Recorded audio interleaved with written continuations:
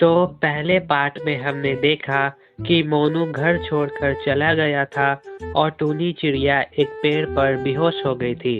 अब आगे। अब मैं वापस वहां कभी नहीं जाऊंगा। अब मैं अकेले रहूंगा, अकेले खाना ढूंढूंगा और खाऊंगा। अब मैं वहां वापस कभी नहीं जाऊंगा, कभी नहीं। और टूनी चिड़िया एक पेड़ पर बेहोश पड़ी होती है और अब सुबह हो जाता है। आज का दिन तो बहुत ही अच्छा है। कल रात बहुत गर्मी पड़ रही थी, मगर आज कितनी ठंडी ठंडी हवा चल रही है। कितना अच्छा मौसम है आज का, कितना अच्छा लग रहा है। तभी तोते को एक पेड़ पर टूनी चिड़िया बेहोश पड़ी दिखाई देती है। अरे ये तो टूनी चिड़िया है, क्या हुआ इसे? तोता टूनी चिड़िया के पास आता है। अरे टूनी चिड़िया को क्या हुआ? टूनी चिड़िया, टूनी चिड़िया, मैं इसे डॉक्टर के पास ले जाता हूँ, यही सही रहेगा। अब तोता टूनी चिड़िया को डॉक्टर रानो चिड़िया के पास ले आता है। अरे ये तो टूनी चिड़िया है, इसे क्या हुआ? पता नहीं डॉक्टर रानो चिड़िया, मैं वहां से सिर्फ गुजर रहा था और मुझे टोनी चिड़िया एक पेड़ पर बेहोश पड़ी दिखी, तो मैं इसे फौरन आपके पास ले आया। डॉक्टर रानो चिड़िया टूनी चिड़िया को चेक करती है। हे भगवान! अरे नहीं तोते भाई, टूनी चिड़िया तो मर चुकी है। तुमने देर कर दी इसे यहाँ लाने में। मुझे देखकर लग रहा है कि टूनी चिड़िया काफी देर से बेहोश थी। अगर तुम इसे थोड़ी जल्दी लेकर आते तो शायद मैं इसे बचा सकती थी, मगर अब ये मर चुकी है। हे भगवान, ये क्या हो गया? अब मोनू का क्या होगा? वो बेचारा अब अकेला हो जाएगा। उसकी माँ के सिवा तो उसका इस दुनिया में और कोई भी नहीं है। अब मोनू एक पेड़ पर एक टूटा फूटा घोंसला बना लेता है और वहीं पर रहता है। अब से यही मेरा घर है, अब मैं यहीं रहूंगा। अब मैं वहां वापस कभी नहीं जाऊंगा। अब मुझे सबसे पहले खाना ढूंढना होगा, लेकिन मुझे तो खाना ढूंढना आता ही नहीं है। हमेशा मेरे लिए तो मेरी मम्मी खाना लाती थी। नहीं नहीं, मुझे खाना ढूंढना ही होगा जैसे तैसे। अगर मुझे जिंदा रहना है तो मुझे खाना ढूंढना पड़ेगा। अब मोनू खाना ढूंढने के लिए निकल जाता है। मोनू बहुत देर तक ढूंढता है, मगर उसे कुछ नहीं मिलता है और अब शाम हो जाती है। शाम हो गई है और मुझे अभी तक कुछ भी खाने को नहीं मिला है। मैंने सुबह में भी कुछ नहीं खाया था और मैंने खाने में भी कुछ नहीं खाया था। मुझे काफी कमजोरी लग रही है। अगर मैं ऐसे ही रहूंगा तो मैं मर जाऊंगा। मुझे खाना ढूंढना ही होगा। अब मोनू अपने घोंसले में आ जाता है और पत्ते खाने लगता है। छी, कड़वा है, मगर मुझे यही खाना होगा। और कुछ है भी तो नहीं यहाँ पर खाने के लिए। आज मैं ये खा लेता हूँ, मगर कल मैं खाना अच्छे से ढूंढूंगा और शायद मुझे खाना मिल भी जाए।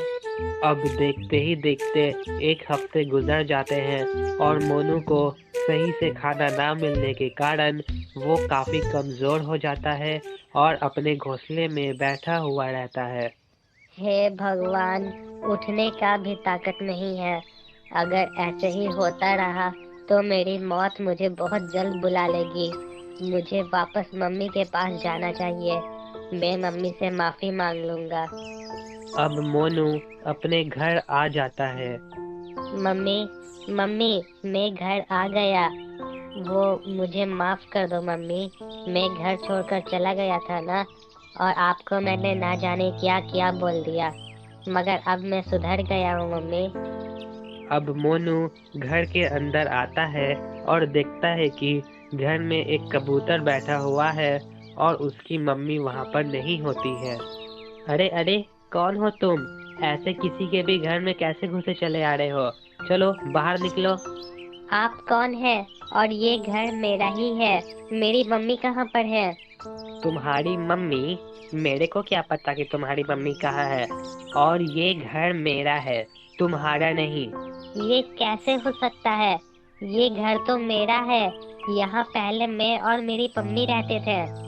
ओह, इसका मतलब जो यहाँ पहले रहती थी वो तुम्हारी मम्मी थी, मगर अब वो यहाँ नहीं रहती है और ये घर अब मेरा है। लेकिन मेरी मम्मी कहाँ चली गई, बताइए ना मुझे प्लीज। अजीब बेटे हो तुम, तुम्हें तो कुछ मालूम ही नहीं होता है। तुम्हारी माँ 1 हफ्ते पहले मर गई थी, तुम्हें तो कुछ मालूम ही नहीं होता है। और तुम्हारी मम्मी के मरने के बाद इस घर में और कोई नहीं रहता था, तो यहाँ मैं आ गया रहने के लिए। चलो अब तुम यहाँ से चले जाओ। मेरी मेरी मम्मी मर गई? ऐसा नहीं हो सकता, ऐसा नहीं हो सकता, आप झूठ बोल रहे हो। प्लीज बताइए ना मेरी मम्मी कहाँ पर है। अजीब जबरदस्ती है, मैंने कहा ना 1 हफ्ते पहले वो मर गई। मम्मी मम्मी ऐसा नहीं हो सकता है, आप नहीं मर सकती है, आप नहीं मर सकती है। अब मोनू रोते रोते वहाँ पर बेहोश हो जाता है। ओए ओए बच्चे, तुम ठीक तो हो ना? क्या हुआ तुम्हें? अब मोनू अपनी आंखें खोलता है और वो खुद को एक घर में पाता है। अरे कौन है आप दोनों? मैं यहाँ क्या कर रहा हूँ? और मेरी मम्मी कहाँ है? वो मर नहीं सकती है, मुझे मेरी मम्मी के पास ले चलिए, प्लीज मुझे मेरी मम्मी के पास ले चलिए। देखो बेटा, तुम हमसे डरो नहीं, और हमें बहुत दुख है कि तुम्हारी मम्मी मर गई। नहीं नहीं, मुझे मेरी मम्मी चाहिए, मुझे मेरी मम्मी चाहिए। वो कैसे मर गई? क्या तुम्हें कुछ पता नहीं है? क्या नहीं पता है? लगता है कि तुम्हारी मम्मी ने तुम्हें कुछ नहीं बताया है। मुझे मुझे याद आ रहा है, आप दोनों तो वही हो ना जिससे मम्मी मिला करती थी और आपके लिए खाना लाती थी। देखो, तुम सही कह रहे हो, मगर उसके पीछे एक बहुत बड़ी बात है। रुको, मैं तुम्हें बताती हूँ। तुम्हारी मम्मी को एक बीमारी था, उन्होंने अपना इलाज डॉक्टर से करवाया था। डॉक्टर ने कह दिया था कि आप इस बीमारी से ठीक नहीं हो सकती हैं, मगर आप अगर आराम करेंगी तो शायद आप ठीक हो सकती हैं। मगर तुम्हारी मम्मी पूरी तरीके से ठान चुकी थी कि वो अब ठीक नहीं होंगी, इसलिए वो चाहती थी कि वो तुम्हारे लिए तुम्हारा फ्यूचर ठीक कर दे। इसीलिए वो रोज हम दोनों के लिए खाना लाती थी। और खाना क्यों लाती थी ये भी मैं तुम्हें बताता हूँ। एक्चुअली क्या है कि हम दोनों ने कहा था कि मैं तुम्हारा ध्यान रखूंगा और गौरी तुम्हारे लिए रोज खाना लाएगी। इसके बदले में जब तक तुम जिंदी हो तुम हमारे लिए खाना ढूंढ कर लाओगी। तो उसने हाँ कह दिया और उसने कहा था कि मोनू को कुछ न बताए, वो अभी बच्चा है, वो बड़ा हो जाएगा तो वो सब समझ जाएगा। मगर तुम्हारी मम्मी यहाँ आने के बाद बहुत रोती थी। क्या घर पर कुछ ठीक नहीं था? इसका मतलब मम्मी वो खाना मेरे लिए आपको देती थी और मैंने ना जाने अपनी मम्मी को क्या क्या कह दिया, मैं क्या क्या समझता गया।